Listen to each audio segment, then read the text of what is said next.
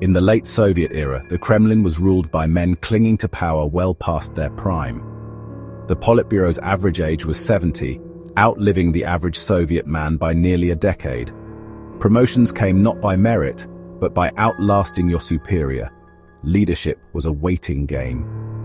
Brezhnev's promise of stability of cadres meant jobs for life, but it bred stagnation, not security. Year after year, the same tired faces appeared atop Lenin's mausoleum, their vitality fading as the world changed around them. The West, meanwhile, projected energy and renewal, while the Soviet Union looked increasingly like a relic. The revolutionary spirit had vanished, replaced by a leadership too old and too entrenched to adapt. The Soviet Union, once a force of change, was now paralyzed by its own inertia. Leonid Brezhnev embodied the decline, once robust, now barely present, propped up by aides and doctors.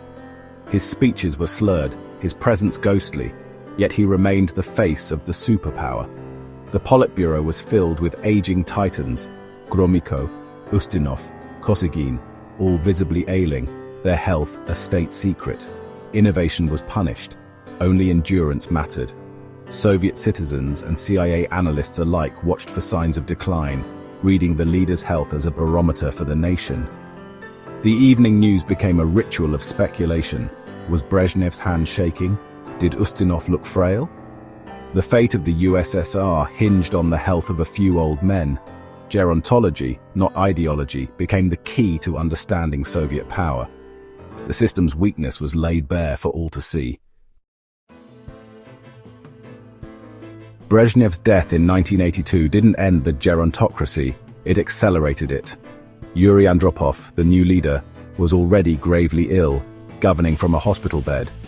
He tried to reform, but his health failed him. Soon, he vanished from public view. The official line was a cold, but everyone knew the truth. The USSR was led by a ghost. Western intelligence obsessed over medical bulletins, searching for clues in every public appearance. As Andropov missed key events, the power vacuum widened and policy ground to a halt. The world faced a superpower adrift, its decisions dictated by the failing health of its leader. The system was on autopilot, unable to change course. Andropov's death in 1984 brought another elderly leader, Constantine Chernenko, even sicker than his predecessor. Chernenko's frailty was obvious.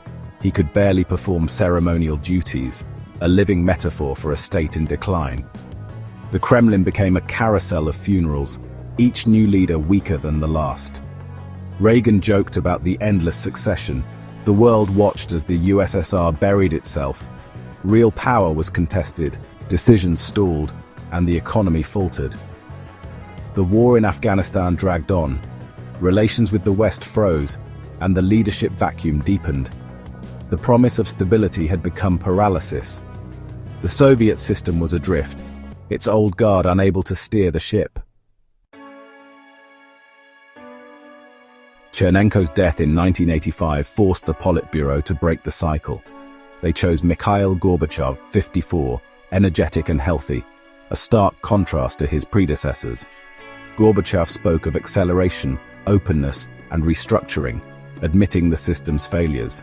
The Soviet people, long fed up with the spectacle of ailing leaders, saw hope for change. The gerontocracy had eroded faith in the system, breeding cynicism and disillusionment.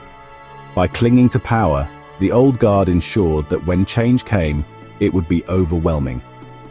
The USSR didn't collapse from a single event, but from the accumulated weight of its contradictions. The long winter of stagnation ended, and the thaw swept the old order away. The lesson, a system that refuses to renew itself, is doomed to collapse.